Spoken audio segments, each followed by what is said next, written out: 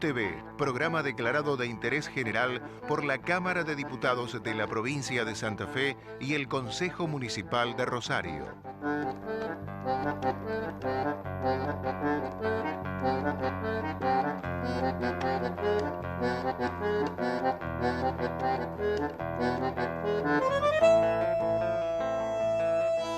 Esta es una democracia altamente deficiente.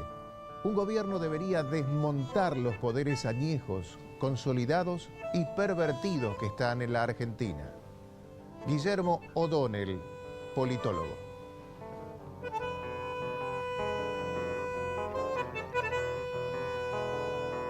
Sé que compartimos con nuestro querido entrevistado de hoy la misma respeto, cariño, admiración por Guillermo O'Donnell, ¿no? Hola, Hugo, gracias. ¿Cómo están? Por estar. No, por favor, gracias a ustedes. Realmente conversábamos mientras esperábamos para hacer el programa. Me decías que fue el argentino más conocido del mundo, yo sin ¿no, duda Guillermo? que creo que Guillermo O'Donnell es en ciencias sociales, ¿no? Es el argentino más conocido en el mundo, sí. Sí, trascendió masivamente por su libro aquel de la democracia delegativa, pero sí, totalmente. Tiene muchísimo que generó más, mucha, no, tiene mucha, tiene una obra. Tiene una obra, claro. Eso tiene es, una obra. No tiene libros, tiene una obra. Tiene una obra, sí. ¿En qué estado de nuestra democracia está hoy Argentina? Y creo que está en un estado de una democracia por hacer. Mi último libro, que salió a fines del 16, se llama La democracia que no es. Entonces, la misma editorial me pidió que hiciera un prólogo. Claro. Porque pareciera que yo estaba deslegitimando la idea democrática. Claro.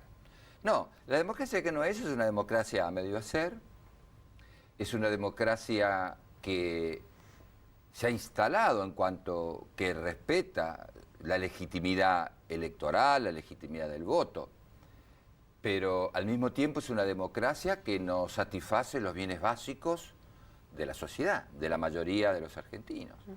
Una democracia que mantiene las desigualdades múltiples que hay en la sociedad, vergonzantes, inaceptables, una sociedad que todavía, o una democracia mejor, que después de 30 y pico de años no ha podido resolver situaciones graves como la pobreza, la indigencia.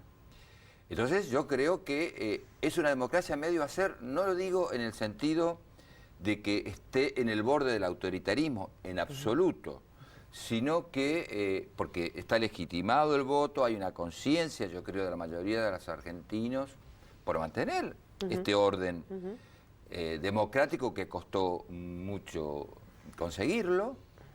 Y simplemente que digo que la democracia nunca es un régimen acabado, es un régimen inacabable y siempre un horizonte y siempre se marcha. Es un presente continuo. Es un presente continuo, sí, exactamente. Sí. Entonces yo creo que hoy la democracia está medio a ser, es una democracia por venir en el sentido de... De su devenir. De su devenir, exactamente. Yo creo que ahí...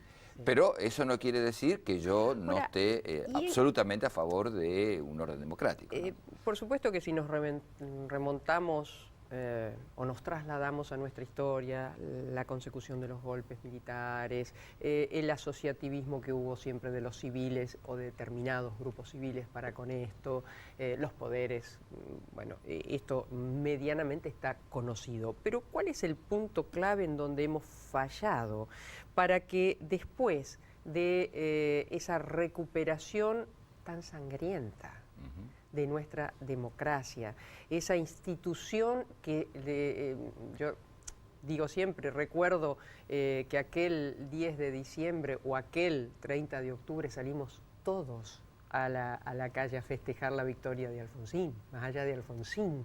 ¿Qué nos pasó después? Yo creo que la Argentina no ha encontrado un rumbo estratégico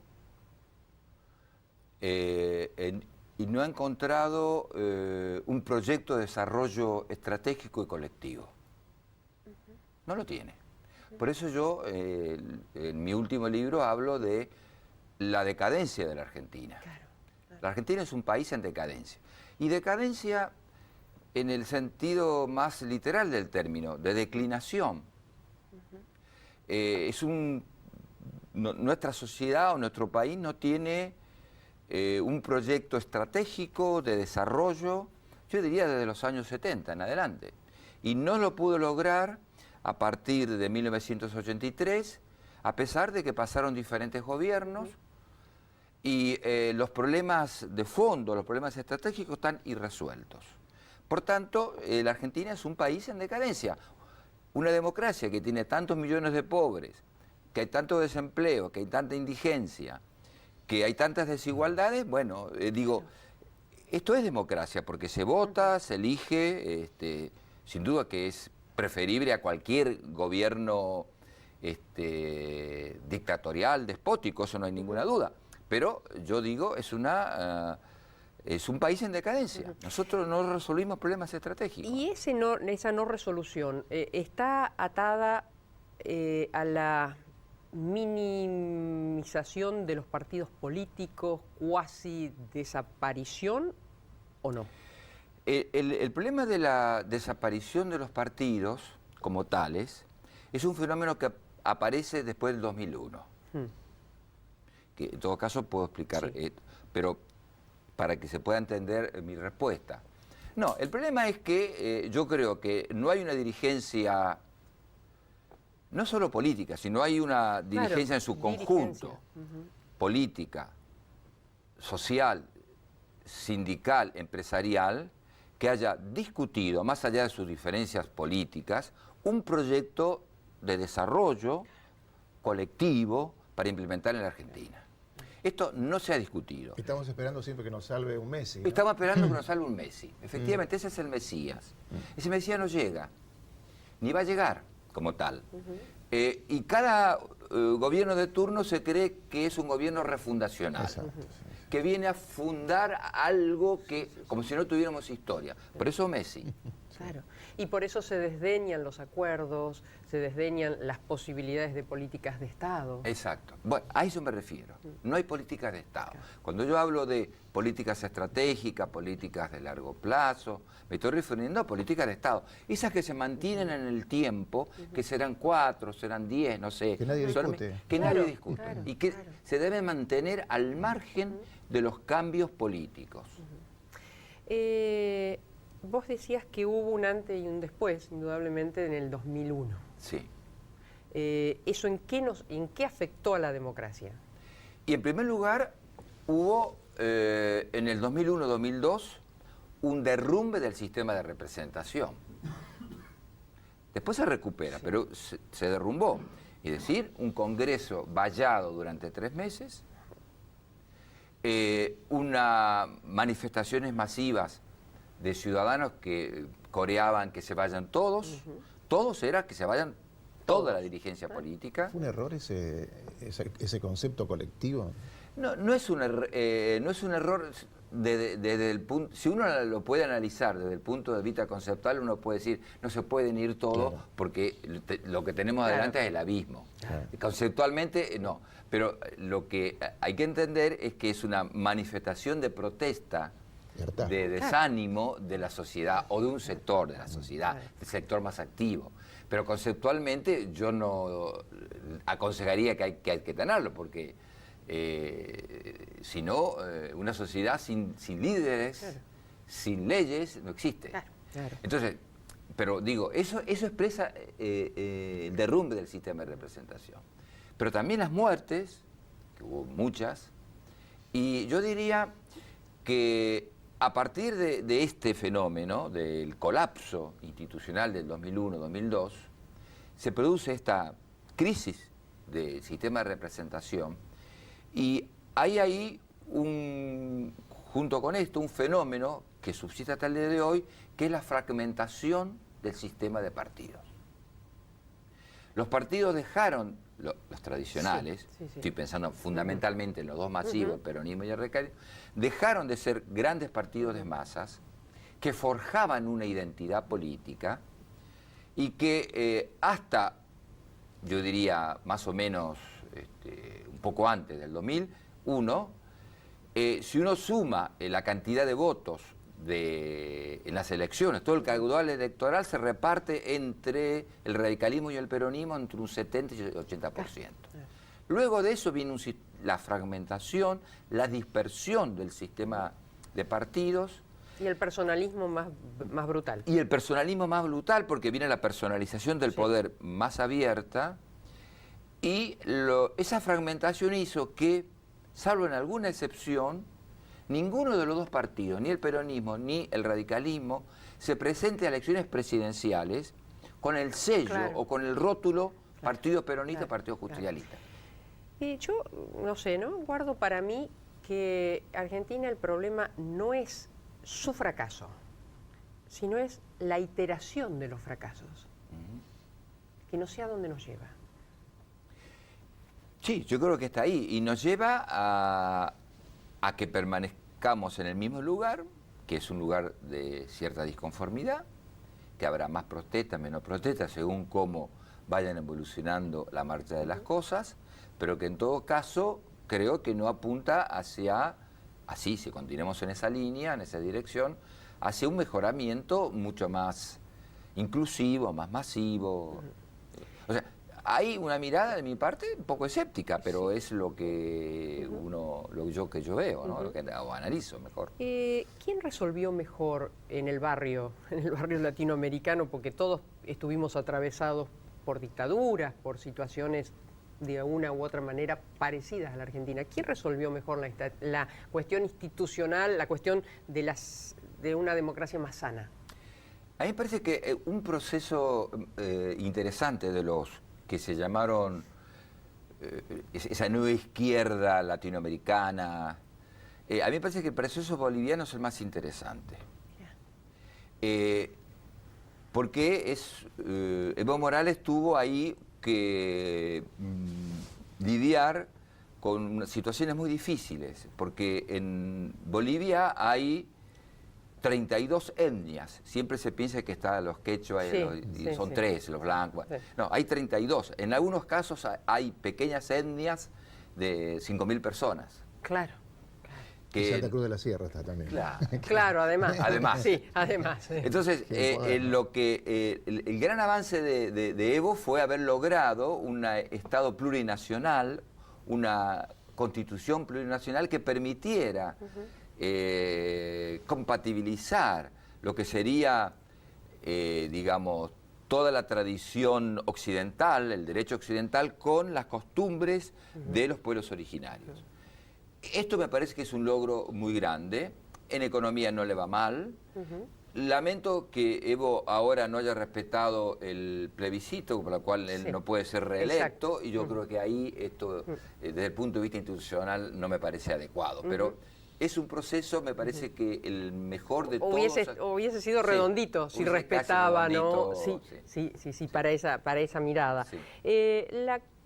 Pareciera que la democracia con mayor tradición es nuestra vecina Uruguay, los pagos de mi amigo Mariano, ¿no? Sí, es probablemente la democracia que más ordenada, ¿no? Porque mantiene su sistema de partidos, porque la sucesión del poder se hace de manera menos complicada y más institucionalizada que en otras partes. Sí, creo que es un país que está mejor ordenado que el nuestro. ¿Cuánto tiene que ver, comparando Uruguay con Argentina, un país con muy pocos recursos, como es Uruguay, naturales, de tamaño, con Argentina en eso, ¿no? De despilfarrar, como hicimos, me parece, estamos haciendo nosotros, y Uruguay, cuidando el recurso, me parece que no saca la delantera. Bueno, Uruguay justamente una de sus características es que también tuvo su dictadura, ¿no? Obvio. Sí. Eso no. Pero que pudo efectivamente con distintos partidos. No solamente tuvo su dictadura, tuvo después al Pepe Mujica, que era un revolucionario. Un guerrillero que pudo, o sea, una sociedad que aceptó, no solo la sociedad, sino que la derecha aceptó eso. Claro. La derecha aceptó que un revolucionario, un guerrillero, tuviera, si fuera presidente, pero con las características del Pepe, que es de una persona tan sencilla, sin los estudios académicos, pero con una sabiduría y una profundidad verdaderamente en su pensamiento admirable. Tenemos que ir a un corte, pero hablábamos del Pepe Mujica y no sé por qué se me cruzó Bergoglio. Sí. ¿Por qué digo esto? El Papa Francisco tan cuestionado en nuestra Argentina y que sin embargo pudo con el poder del Vaticano y siendo un tipo que hace su opción por los pobres. No sé qué mirada tenés sobre él. Sobre el Papa, yo tengo una mirada dual. El Papa es un político, este es un Papa político, que está tratando de hacer en el interior del Vaticano una gran reforma, y eso es loable, y me parece que, espero que la lleve adelante, ¿no? Quiso hacer algo por digamos, la comunidad gay, hizo un intento, está persiguiendo la pedofilia, lo cual es muy importante para sanear la iglesia. Creo que ahí internamente él está haciendo avance. Me parece que a nivel político él no está jugando bien. Acá en la Argentina. Ajá. ¿Vos sos de los que cree que tiene injerencia? Pero sin ninguna duda, y no solo injerencia, una mala injerencia. Ajá. La manifestación de los 8 obispos, esto de Córdoba, esa es una mano directa del Papa. Esto es algo, yo diría, antidemocrático. Vos estás hablando de los 8 obispos de Córdoba que hicieron una referencia a la etapa dictatorial. Absolutamente. Bueno, no se puede comparar al gobierno de Cambiemos con la dictadura. No, es en absoluto. En absoluto. Estamos banalizando mucho algunos términos. Eso es banalizar. Sí. Ahora, si esta democracia, o mejor dicho, si el gobierno democrático de Macri no me gusta, está y se hace la posibilidad de la oposición, de la protesta y de votar a otra, de votar en contra. Claro. Ese es el juego democrático. En un minutito volvemos con Hugo Quiroga, cuyo eje es nuestro país, nuestra democracia, nuestro pueblo, pero tiene tantas aristas que se van mezclando temas infinitos casi, ¿no? Enseguidita volvemos.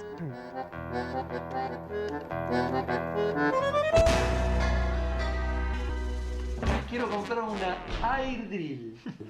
Pero ¿por qué no compra una sembradora que siembre bien? ¿Ah, sí? ¿Y cuál? La sembradora Bertini, gran autonomía, mayor precisión de siembra, más penetración, es más práctica para el transporte. Esa es una sembradora que siembra bien. Me convenció. Bertini, líder en siembra directa. Sindicato Obreros de Estaciones de Servicio, Garage, Playas y Lavaderos Automáticos de la provincia de Santa Fe. Por la dignidad y superación del trabajador, contra la explotación y la inequidad distributiva. Riobamba 1075, Rosario. Joyería España, las marcas más destacadas, siempre un paso adelante. España y Ceballos. Teléfono 448-8413. Sindicato del Personal de Obras Sanitarias Rosario, San Luis 2145, teléfono 530-3350 Rosario y filiales en la provincia de Santa Fe. La voluntad puesta en marcha. Consejo Municipal de Rosario, siempre cerca de la gente. Sindicato del Personal Embarcado de Dragado y Balizamiento.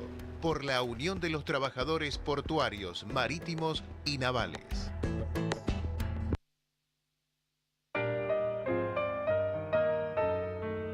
Cosas de Mujeres, Salón de Estética. Todo lo que la mujer necesita para su belleza. Cosas de Mujeres, San Lorenzo 927. Teléfono 421-1021.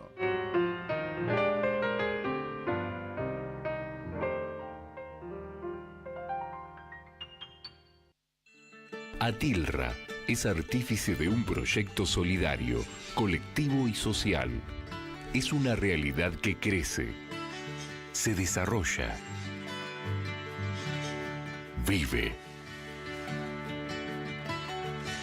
y se multiplica. Pero sobre todo, permanece en el tiempo. Atilra, más de 70 años sembrando de sueños el camino.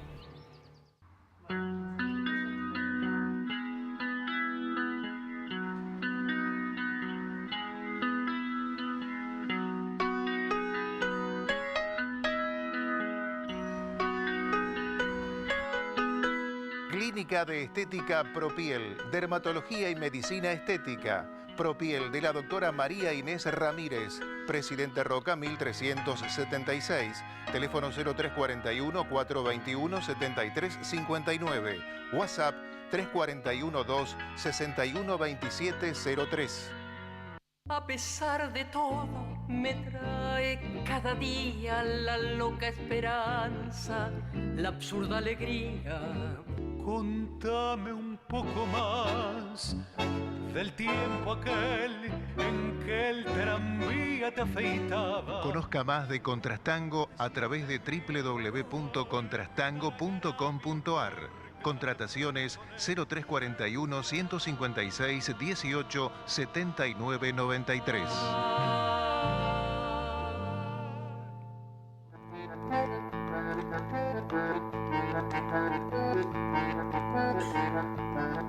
Muy bien, y hoy es verdaderamente un lujo tenerlo a Hugo Quiroga toda la hora de este programa. Un tipo tan pensante, cuando digo tipo es con todo el cariño. No, yo sé, yo digo lo mismo, no, quédate tranquila, no. Que nos ayude, porque me parece que, entre otras cosas, nos está haciendo falta pensar.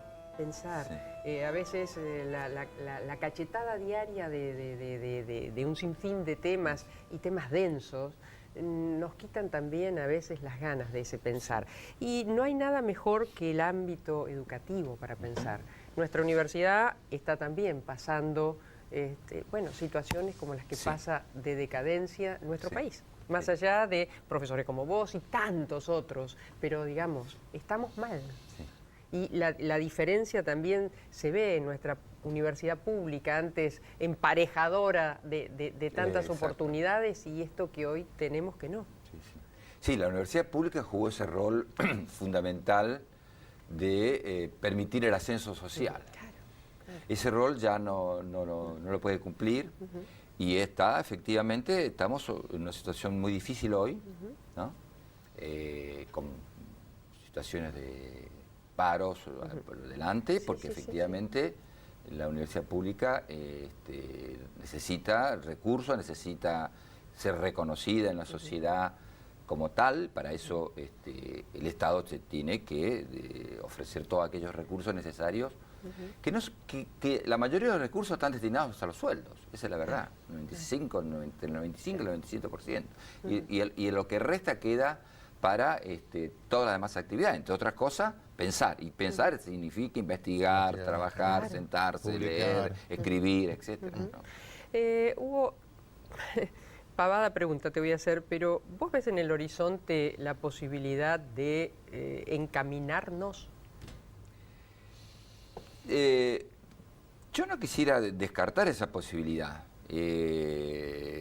A mí me parece que si uno de los presupuestos para llegar a eso sería definir que el conjunto, yo voy a usar este término, de la clase dirigente, cuando digo clase me refiero a los sectores de poder, incluyo los dirigentes políticos, incluyo los empresarios, incluyo los sindicatos reconocidos o no reconocidos, la CTC, los movimientos sociales, encuentren puntos fundamentales, estratégicos, que la Argentina los tiene de larga data. Por ejemplo, la inflación, que tiene 70 años, la alta inflación de 70 años, tenemos desocupación, en 1974 creo que estamos en el 4 o 5%. Y 5.000 millones de deuda externa. Bueno, entonces tenemos la deuda externa, ahí leí ayer en un diario, no sé, la deuda, el déficit público es el 56% del PBI. En fin, si no se ponen de acuerdo los que mandan, más los que están abajo, apoyando con algún movimiento social importante, y se fijan 4 o 5 temas estratégicos y hay cooperación en torno a eso, las soluciones van a ser de políticas de la inmediatez. Parches. Y no políticas de fondo. Ahora, esto no se logra en 4 años, no se logra en 8 años. Irlanda salió de una situación, es una isla chiquita, lo que sea, un país chiquito, salió de una situación de gran decadencia en 16 años. Bueno, acá hay que pensar en un proyecto de 20 años por lo menos. Pero hay que empezar. Pues si cada uno que viene va a fundar o refundar, bueno. Hoy los grandes colectivos, digamos, están como marcando un poco la agenda a los gobiernos con los grandes temas que han aparecido, el matrimonio igualitario, aborto. Sí, sin duda. Sin duda que, y justamente eso es uno de los problemas de los partidos políticos. Los partidos políticos no toman. Primero que no existen como eran antes, en primer lugar. Los partidos políticos ya no forman cosmovisión. Y esto no es nuevo, porque cuando salió en los años 80 en Europa, todos los movimientos sociales a favor de la paz, contra el belicismo, eso eran los movimientos sociales, porque los partidos políticos de masa de los 80 que existían en Europa, comunista, socialista, liberal, no tomaban eso. Bueno, acá pasa lo mismo. Acá son los movimientos sociales, llamémosle movimientos informales, en el sentido de que pueden estar institucionalizados o no, los que están colocando una agenda pública. En el caso que se decía recién de los movimientos como el caso de gay o los matrimonios igualitarios, etc. Y creo que la gran apuesta de este siglo es la emancipación de la mujer. Si hay una emancipación en la que yo creo que está a la vista de todos en el mundo, es la emancipación de la mujer y de las chicas jóvenes, que son las que están encabezando esta lucha por un aborto legal, seguro, etc. Entonces, me parece que este es el siglo de la mujer, me parece que son estos movimientos sociales los que están poniendo y están obligando a los gobiernos y exigiendo a los partidos políticos o a los dirigentes de los partidos o fracciones a que tomen agenda. La sensación es que los representantes políticos, supongo que los empresariales tal vez también, los sindicales también, pero los representantes políticos, uno ve el Congreso de la Nación, esa caja de resonancia magnífica, no sé si tienen los pies puestos en la tierra de la realidad argentina.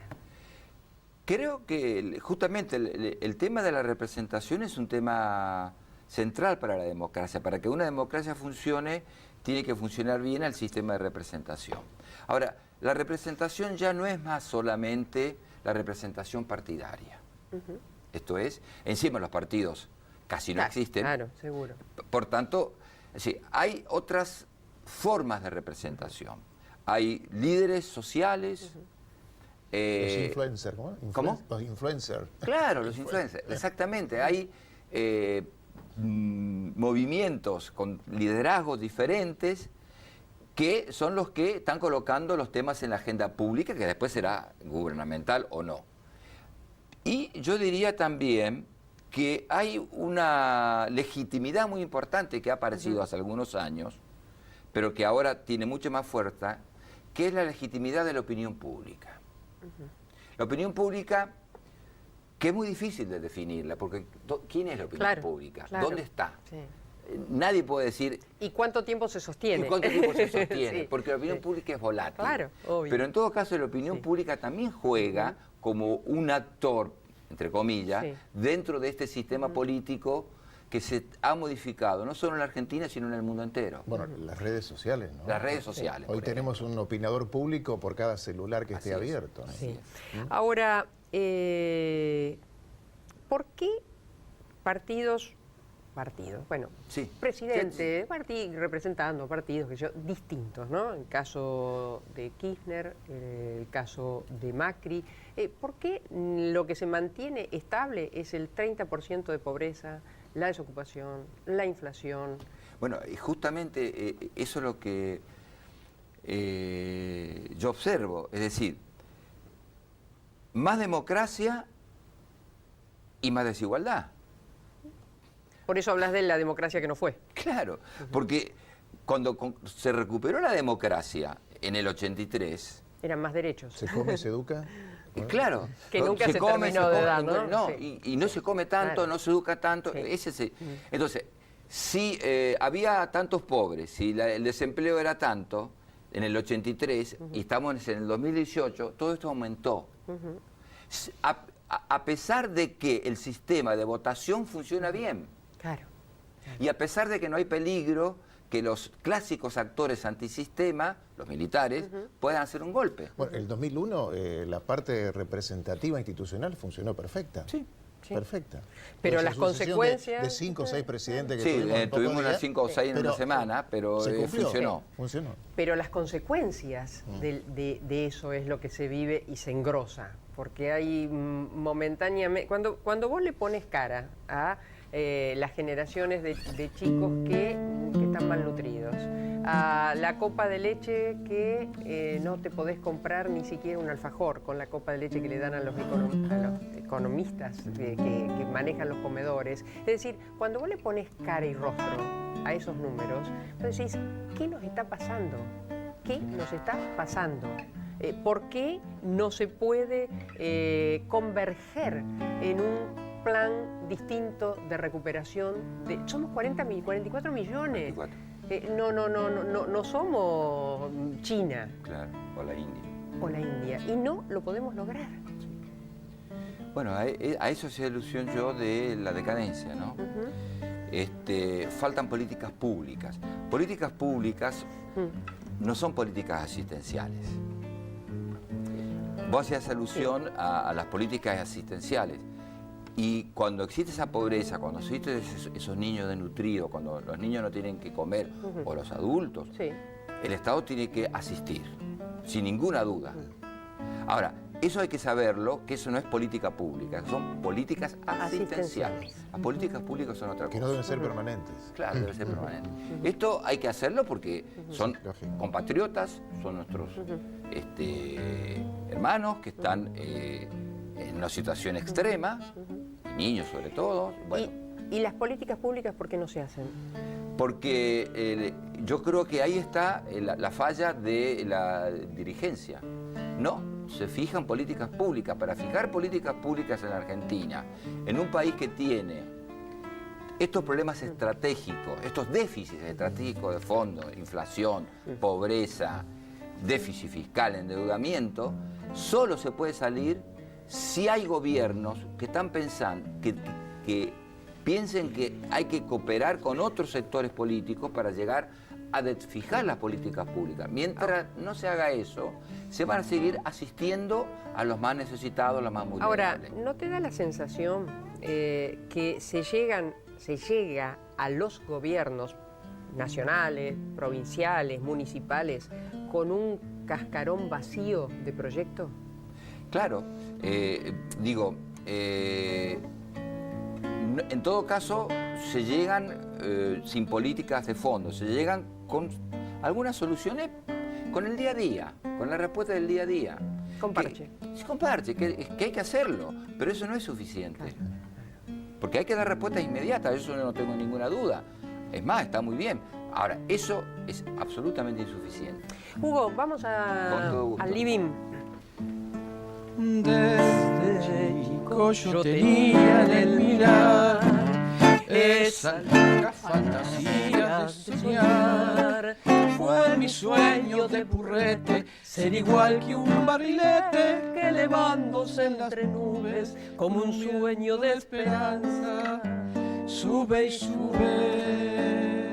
Y crecí en este mundo de ilusión y escuché solo a mi pobre corazón.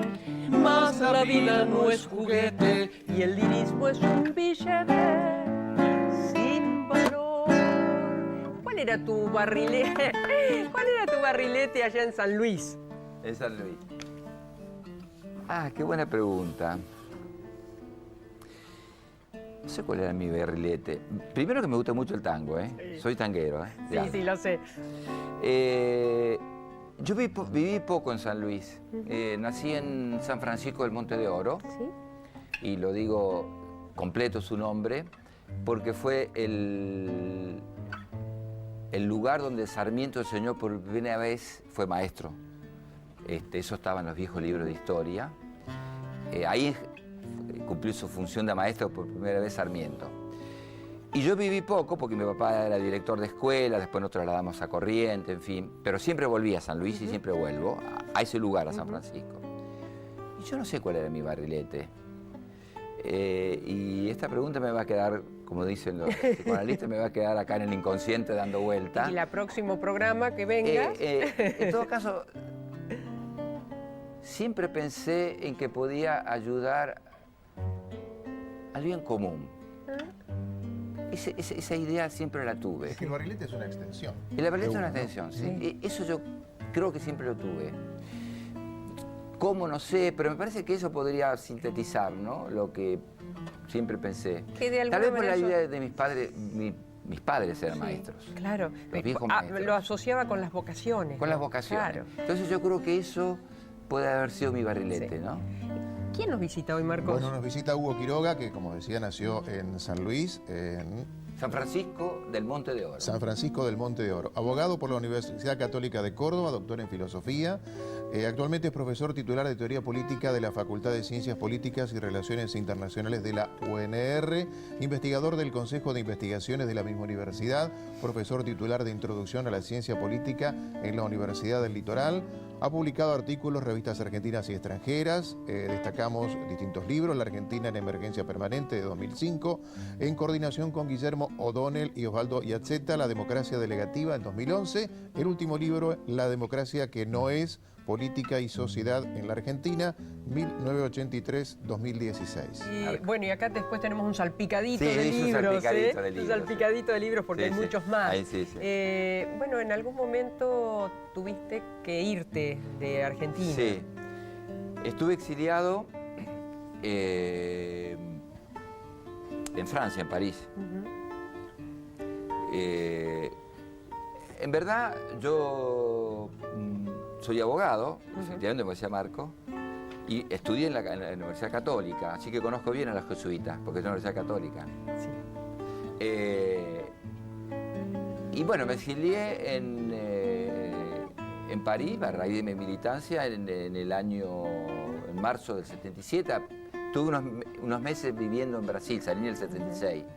Y luego adquirí el estatus de refugiado político que da la ACNUR, que es el organismo especializado de Naciones Unidas, y volví en febrero del 84. Yo no voté, no pude votar, ni pude estar presente en esas manifestaciones, más allá de si uno acordaba o no, con seguro. Alfonsín. Era el regreso a la democracia. ¿Y desde lejos cómo? Y desde lejos yo veía varias cosas. Veía que, en primer lugar, ustedes me van a perdonar, pero yo estuve en contra estuve a favor del boicot al mundial. Yo sé que esto es una herejía, pero participé de ese movimiento. Que me perdonen porque era la dictadura. Claro. Luego, la guerra de Malvinas.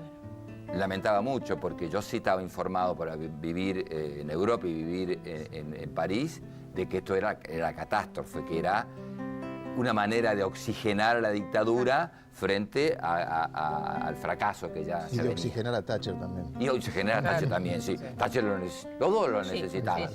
Thatcher, absolutamente. Socios. Sí, absolutamente. Y luego, sí pude pensar que podía triunfar Alfonsín. Que era difícil pensar eso. Porque era la primera vez que en todo caso que se le ganaba al peronismo. Ese caso, una ley de hierro en Argentina pero fue... Pero fíjate una cosa, yo no lo analizo, el discurso de Alfonsín no había con qué darle, no había aparato, no había aparato que se le pueda oponer. Era un discurso que te penetraba de una manera que aún yo, identificada con el peronismo, yo no lo voté a Alfonsín. Sin embargo, no podía dejar de emocionarme con sus discursos. Era algo nuevo, era algo que te arrasaba. Ahí empecé a sentir, mi pequeña juventud de entonces, que Alfonsín iba a ganar. Bueno, María Hermínia, es muy importante lo que vos decís y es bueno que lo expreses, digo, ¿no? Porque no siendo, yo sé, de tu origen peronista, en fin, de tu vocación hacia el peronismo, y que aunque no lo hayas votado, hagas ese reconocimiento, habla muy bien de vos, pero también, más allá de eso, creo que hay que reconocer en Alfonsín el dirigente que pudo sacar adelante la Argentina hacia la democracia. Claro. No resolvió el problema económico, fracasó, ya lo sabemos. Pero sí pudo llevar adelante una transición que era muy difícil. Totalmente. Entonces, creo que eso es el mérito y el reconocimiento de Alfonsín. Haber juzgado a los militares significa no solo juzgar a las Fuerzas Armadas represoras y criminales del 76, sino significa haber juzgado a un sistema pretoriano que desde 1930 hasta, yo diría, el 83, incidió en el sistema político argentino. Y además creo que inclusive él rompió con parte del partido tan... de parte de su partido tan conservador, sí, tan de alguna manera mirando bastante bien a los militares. Sí, ¿no? Balbín, de la Rúa. Claro. De la Rúa, y no recuerdo ahora otro de sus... Sí. Eran personas, de la Rúa en Córdoba, eran gente que estaba vinculada a los militares. ¿Cómo fue, perdón? Después tu contacto con Alain Rouquier? Bueno, cuando yo estuve en Francia, yo quise... Bueno, tuve la posibilidad de estudiar, lo cual eso en el exilio era muy importante, ¿no? Eso fue un beneficio enorme. Y Alain Rouquier era un profesor muy exigente. Yo me presenté para que él me dirigiera en el doctorado con un proyecto y él analizaba, porque había mucha gente de toda América Latina que quería que él fuera su profesor. Bueno, me seleccionó así. Me seleccionó a partir de leer un proyecto y de una discusión que tuvimos, y ahí fue mi director mío. Como consecuencia de esa experiencia es ese libro sobre la dictadura. ¿Cuál? El tiempo del proceso. El tiempo del proceso. Que fue publicado después. Esa es una segunda edición. No sé si está bien, Colo, así. Bueno. Es el primer libro que se publica de manera completa, haciendo un análisis de la dictadura militar del 76 al 83. Claro. Bueno, y en el sentido de tu formación también lo incluye a Portantiero, ¿no? Sí. A Portantiero, que aparte de un gran amigo, sí, también me dirigió en algún momento en ese proceso, y realmente una persona que yo rescato, valoro mucho. Porque a pesar de que él fue uno de los que formó parte de ese grupo Esmeralda que le hizo el discurso en Parque Norte, sí, a Alfonsín, compró un departamento como de cuota, digamos. Claro. Eso está hablando además de lo que es su personalidad, bueno, además de su talento intelectual. Muchos de los ministros de Alfonsín, es más, Alfonsín, logré conocer su departamentito un día que me invitó por una entrevista que yo quería hacerle. ¿Y es un departamento común de la calle Santa Fe? Común, de una persona normal y de común. Clase media. Exactamente. Y me parece que muchos de sus ministros también fueron así. Sí, ¿no? Surruy, muchísimos. Exacto. Que eso ojalá en etapas, en momentos en donde estamos tan cacheteados de corrupción que nos cruza por arriba, por abajo, como misiles, ojalá podamos volver a entender, aunque esto suene muy Heidi, que la política es un servicio. Sí, totalmente. La corrupción en la cumbre, en América Latina, bueno, en el mundo, pero en América Latina en los últimos años, no ha ayudado a que estos gobiernos, que venían con buenas intenciones, pudieran lograr y mejorar y hacer conquistas mucho más sociales, inclusivas. ¿Quién es el Alain Rouquier de hoy? Yo creo que hoy no existe en Francia. Francia tiene, ya ha perdido esa, creo, que ha tenido serios... Ese estatus pero lo sigue teniendo, hay gente de mucho valor.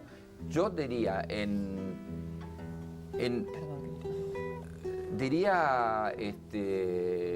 la filosofía, Rancière, hay un gran filósofo, Rancière, más en la historia y ligado a la teoría política, Pierre Rosanvallon. Bernard Manin es otro de los grandes. Badiou. Tiene Francia todavía esa gran aura de intelectuales, lo tiene. Pero creo que en parte el mundo norteamericano también ha conquistado mucho, incluso muchos intelectuales de todo el mundo, ¿no? Parece que hay que hacer un pasaje por Estados Unidos para... pero nombraría a esas personas. ¿Y acá en Argentina seguís a alguien en especial?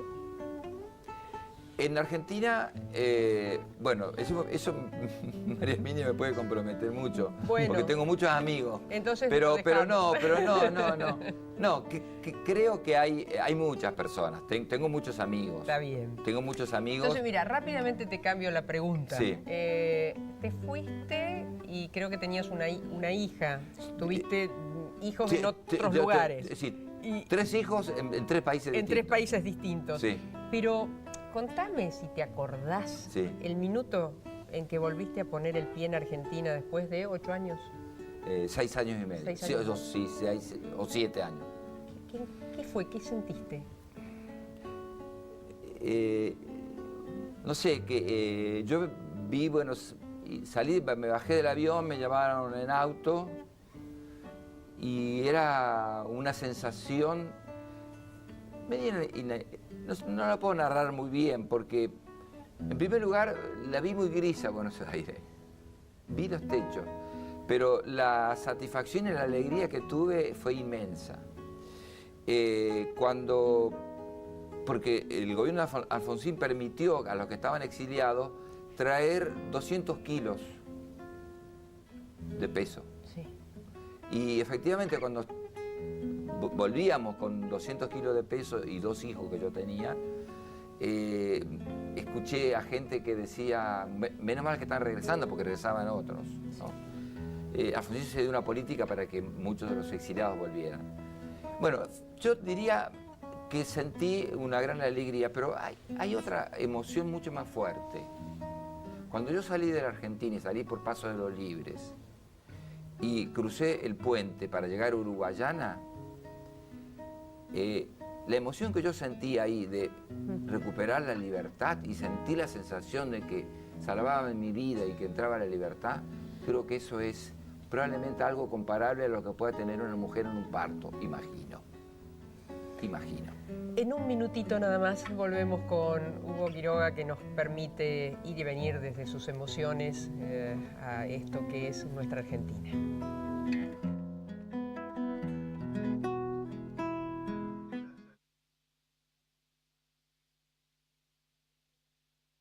Atención especializada en equinos deportivos, venta de artículos de talabartería.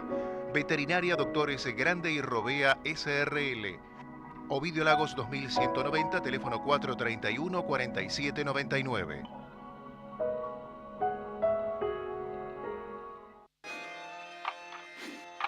Ahora no tenés que esperar ni 5 segundos para saber si ganaste. Llegó Quiniela Express. Jugá, sortea en el acto y listo. Jugala en la red de agencias oficiales. La educación es un compromiso de todos. UDA, Unión Docentes Argentinos Seccional Santa Fe, en Rosario, Moreno 1981. Guau Peluquería, turnos al 153 75 03 47, La Prida 563, timbre 1. Quiero comprar una Air Drill. Pero ¿por qué no compra una sembradora que siembre bien? ¿Ah, sí? ¿Y cuál? La sembradora Bertini, gran autonomía, mayor precisión de siembra, más penetración, es más práctica para el transporte. Esa es una sembradora que siembra bien. Me convenció. Bertini, líder en siembra directa. Consejo Municipal de Rosario, siempre cerca de la gente.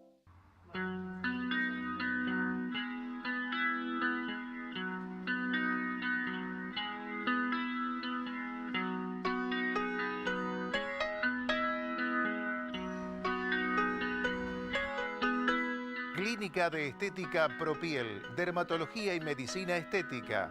Propiel, de la doctora María Inés Ramírez, Presidente Roca 1376, teléfono 0341-421-7359, WhatsApp 341-2-612703. Atilra es artífice de un proyecto solidario, colectivo y social. Es una realidad que crece, se desarrolla, vive y se multiplica, pero sobre todo permanece en el tiempo. Atilra, más de 70 años sembrando de sueños el camino. A pesar de todo, me trae cada día la loca esperanza, la absurda alegría. Contame un poco más del tiempo aquel en que el tranvía te afeitaba. Conozca más de Contrastango a través de www.contrastango.com.ar. Contrataciones 0341 156 18 79 93.